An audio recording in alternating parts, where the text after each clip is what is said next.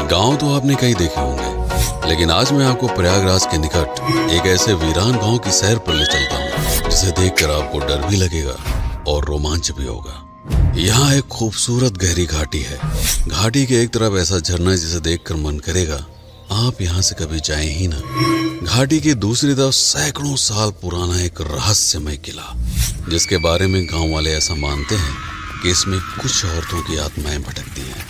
दिन में लोग इस किले के आसपास घूमते हुए दिखाई पड़ते हैं, लेकिन रात के समय स्थानीय लोग भी इसके पास जाने से डरते हैं। किसी जमाने में ये किला डाकुओं का गढ़ हुआ करता था। इसके ऊपर फिल्म भी बन चुकी है, बिंदिया और बंदूक। इस किले से कई रहस्यमय गुफाएं भी निकलती हैं, लेकिन वो कहाँ है, इसके बारे में स्थानीय लोगों को अधिक जानकारी नहीं है। अगर आप अकेले हैं तो इस किले के भीतर जाने से बचें। यहाँ लूटपाट की कई घटनाएं भी सुनने में आती हैं, क्योंकि किले के भीतर नशीले पदार्थों का सेवन करने वाले कुछ लोग जुआ खेलते हुए मिल जाते हैं। यहाँ से सबसे नजदीकी पुलिस थाना 11 किलोमीटर दूर सिरमौर में है और एक पुलिस चौकी 8 किलोमीटर दूर लाल गांव में। तो सांझ ढलने से पहले यहाँ से निकलना अधिक उचित है। हाँ, अगर आप कई लोग हैं तो इस किले में व्याप्त सन्नाटे का रोमांच ले सकते हैं। ध्यान रहे कि रुकने की कोई व्यवस्था न होने के कारण ठहरने की मंशा लेकर यहाँ ना आए। ना तो यहाँ पर कोई ढाबा है, ना ही रेस्टोरेंट, तो खाने पीने का जुगाड़ पहले से ही कर ले। बेशक ये जगह बहुत ही खूबसूरत दिखती है, लेकिन इसकी निर्जनता और यहाँ पर फैला हुआ सन्नाटा आग के भीतर एक डर भी पैदा करता है। मुख्य सड़क से झरने तक पहुंचने के लिए भी बहुत ही कठिन रास्ता है। अगर आप एक अच्छे चालक नहीं हैं तो आपकी गाड़ी का निचला हिस्सा पत्थरों से टकरा सकता है, यहाँ तक कि टायर नुकीले पत्थरों से रगड़ खाकर फट सकते हैं। इसका ध्यान रखते हुए आपको बहुत ही सावधानी से वाहन चलाना पड़ता है। प्रयागराज से यहाँ तक आना आसान नहीं है, क्योंकि ना तो आप ट्रेन से यहाँ सीधे पहुंच सकते हैं, ना ही किसी सरकारी बस से। सबसे नजदीकी स्टेशन है रीवा, जो यहाँ से 45 किलोमीटर दूर है। यहाँ आने के लिए आपको अपने ही वाहन का प्रयोग करना पड़ता है। प्रयागराज के नैनी पुल से 45 किलोमीटर दूर मध्य प्रदेश की सीमा प्रारंभ होती है। तमसा नदी को पार करते ही आपको काफी दूर से पहाड़ियों की एक दीवार नजर आती है। ये विंध्य श्रृंखला की पहाड़ियां हैं, जो सैकड़ों किलोमीटर तक फैली हुई हैं। 10 किलोमीटर की यात्रा के बाद जब आप इन पहाड़ियों के करीब पहुंचते हैं, तब रोमांच की अनोखी लहर आपके पूरे शरीर में दौड़ने लगती है। इतना तीखा ढाल देखकर मन में संदेह पैदा होता है कि गाड़ी इस पर चढ़ पाएगी या नहीं। दिमाग के भीतर जैसे कोई फुसफुसाने लगता है, अगर टायर पंचर हो गया तो क्या करेगा। इस संदेह की पुष्टि होने लगती है जब जगह जगह पंचर हुई गाड़ियां नजर आने लगती हैं। चढ़ाई पर चढ़ते समय टायरों पर जरूरत से ज्यादा दबाव पड़ने के कारण ऐसा होता है। ऐसे ही विचारों के प्रवाह में 4 किलोमीटर की सुहागी पहाड़ी पार करने के बाद इस यात्रा में हुए आनंद की भरपाई करने की बारी आती है, टोल चुकाकर। यहाँ से यात्रा करते समय आपको इक्का दुक्का पत्थरों से निर्मित अधपक्के मकान काफी दूर दूर बियाबान में बने नजर आते हैं। दिमाग सोचने पर मजबूर हो जाता है कि इस निर्जन में लोग रहते कैसे हैं, पीने का पानी कहाँ से लाते होंगे, पथरीली जमीन पर खेती कैसे करते होंगे। ऐसे ही हैरान परेशान दिमाग नेशनल हाईवे 30 पर 18 किलोमीटर की यात्रा करके कलवारी पहुंच जाता है। ध्यान रहे कि यह सड़क सीधे आपको मैहर तक ले जाती है। मैहर पर वीडियो अगर आपने नहीं देखा तो इस वीडियो के अंत में उसका लिंक मिल जाएगा, अवश्य देखें। यहीं से एक सड़क लाल गांव की ओर जाती है, इसलिए इस तिराहे को लाल गांव मोड़ बोला जाता है।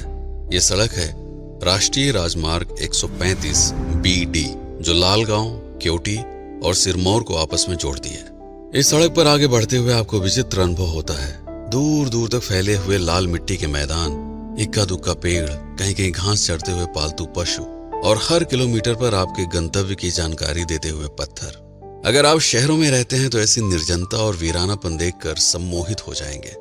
रास्ते में कई छोटे छोटे गांव नजर आते हैं। 17 किलोमीटर बाद एक बड़ी बाजार दिखाई पड़ती है, लाल गांव। अगर कुछ खाने पीने का सामान खरीदना चाहें तो खरीद सकते हैं, क्योंकि यहाँ से 8 किलोमीटर दूर केवटी गांव तक आपको सिर्फ सन्नाटा ही मिलने वाला है। तो प्रयागराज से कुल 95 किलोमीटर की यात्रा करके आखिरकार हम पहुंचते हैं केवटी गांव। इस ग्राम सभा में आसपास छोटे छोटे लगभग 12 टोले बसे हैं, जिसमें से एक है छोटा सा केवटी गांव, जिसकी आबादी होगी 300 के आसपास। इस गांव में ज्यादातर लोग या तो किसान हैं या फिर पैसा कमाने के लिए दूसरे शहरों में जाकर मेहनत मजदूरी करते हैं। केवटी गांव किसने बसाया? 1495 के आसपास बांधवगढ़ के राजा बघेल वंशी शालिवाहन के पास सिकंदर लोधी ने अपनी एक बेटी से शादी करने का प्रस्ताव भेजा, जिसे ठुकराए जाने पर 1499 में बांधवगढ़ के कई क्षेत्रों में सिकंदर लोधी ने आक्रमण कर दिया और कई गांव और खड़ी फसलों को जला दिया गया। हर संभव कोशिश करने के बाद भी बांधवगढ़ का किला जीतना संभव न हो सका। लेकिन इस युद्ध के बाद राजा शालिवाहन ने विशाल बांधवगढ़ के साम्राज्य के 4 टुकड़े किए और अपने 4 पुत्रों में बांट दिया।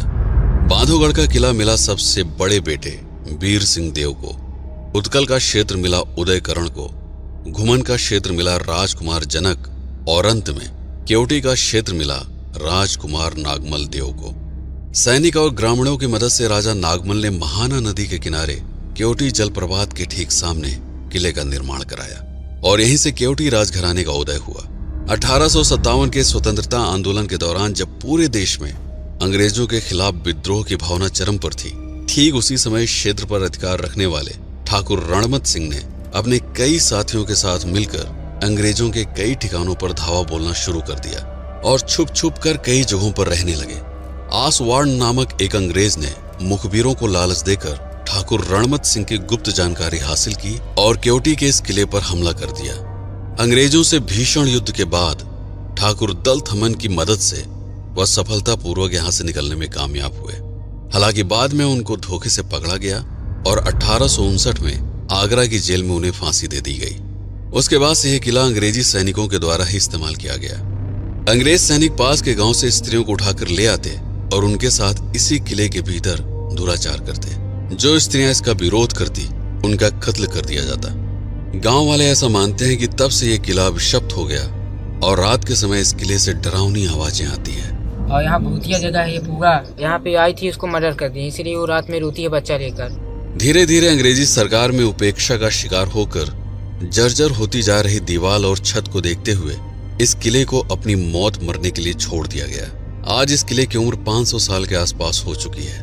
पुरातत्व विभाग ने हालांकि इसे अपने संरक्षण में ले लिया है, लेकिन इसकी देखभाल की उपेक्षा आज भी हो रही है। जबकि हर शनिवार और रविवार को इस किले से दिखाई पड़ने वाले केवटी झरने को देखने के लिए दूर दूर से लोग आते हैं। 322 फीट की ऊंचाई के साथ यह भारत का 22वां सबसे ऊंचा जलप्रपात है।